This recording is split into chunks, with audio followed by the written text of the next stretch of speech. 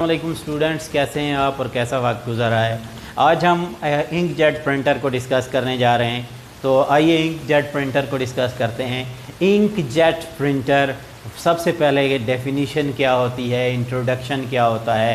तो inkjet printer is basically a device that are computer based device that is used to write on the paper with the help of ink. Ink की मदद से paper के ऊपर लिखने के लिए एक डिवाइस यूज़ की जाती है जो कंप्यूटर प्रोग्राम के साथ अटैच होती है और इसको इंकजेट प्रिंटर कहते हैं। इंकजेट प्रिंटर इसको कहा जाता है। Next cheese, it is based on electrostatic, it's working principle is electrostatics. वही इलेक्ट्रोस्टैटिक्स का कंसेप्ट है। चार्ज देंगे तो मूवमेंट चेंज हो जाएगी, नहीं देंगे तो मूवमेंट के बिहेवियर कुछ और होंगे। इन सारे कंसेप्ट्स को यूज़ करते हुए हमने कंस्ट्रक्शन, अगर आप चाहें तो थोड़ी सी बता देता हूँ, वैसे यहाँ बताना ज़रूरी नहीं होता है। Ink supply with a pump and nozzle, सबसे पहला पार्ट इसका इंक सप्लाई और नूज़ल के साथ, पंप के साथ और नूज़ल के साथ होता है। दूसरा, इसके अंदर चार्जिंग इलेक्ट्रोड्स होते हैं और तीसरे नंबर पे इस पे डिफ्लेक्शन प्लेट्स होती हैं और इसी के साथ गटर होता है पास में और आगे जो है पेपर की मूवमेंट होती है। पेपर बहरहाल आपके चीज़ होती है जो आप बाद में डालते हैं प्रिंटर के अंदर। अलबत्ता मूवमेंट ऑफ पेपर के लिए यहाँ इसके अंदर रोलर्स स्पेसिफिक किस्म के होते हैं जो इसको मूव करते हैं। फिर नेक्स्ट चीज़, इसमें आप वर्किंग, ये वर्क कैसे करता है। तो वर्किंग के लिए सबसे पहले आपको यहाँ बताता चलूँ कि यहाँ 2 स्टेप्स होते हैं। यहाँ वर्किंग 2 स्टेप्स में होती है। जहाँ एक हिस्सा होता है जब राइटिंग का केस होता है, when it is going to write, और जब दूसरा केस होता है जब इसको राइटिंग नहीं करनी होती है, इट इज़ नॉट राइटिंग।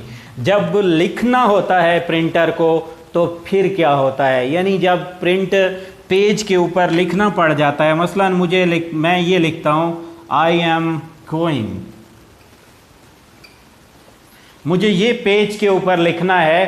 तो पेज पे लिखने के लिए प्रिंटर को, यानी कंपोज्ड, जब आप कमांड देंगे तो प्रिंटर क्या करेगा, जब लिखाई वाला पोर्शन आएगा, जब लिखाई वाला पोर्शन होगा तो यहाँ से कंप्यूटर प्रोग्राम की बेस पर यहाँ नूज़ल से इंक निकलेगी और ये इंक पास होगी चार्जिंग इलेक्ट्रोड से।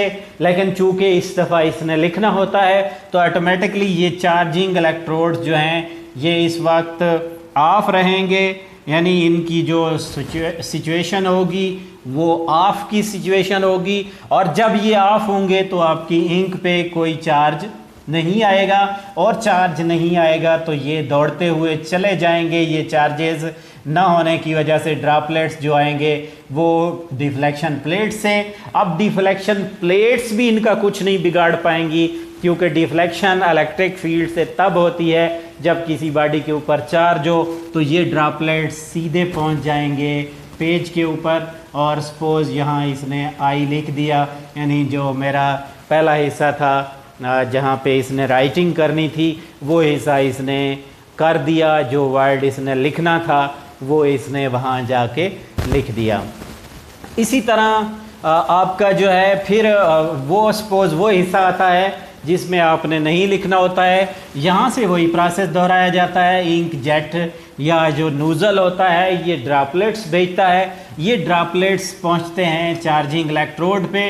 अब क्या होता है, चार्जिंग इलेक्ट्रोड ऑन हो जाता है। चार्जिंग इलेक्ट्रोड अपने आप को स्विच ऑन कर लेता है ऑटोमेटिकली, कंप्यूटर बेस्ड प्रोग्राम के तहत ये ऑन हो जाता है। और जो ही चार्जिंग ऑन होती है तो इन ड्रॉपलेट्स पे चार्ज आ जाता है और ये ड्रॉपलेट्स दौड़ते हुए पहुंचते हैं डिफ्लेक्शन प्लेट्स के बीच में।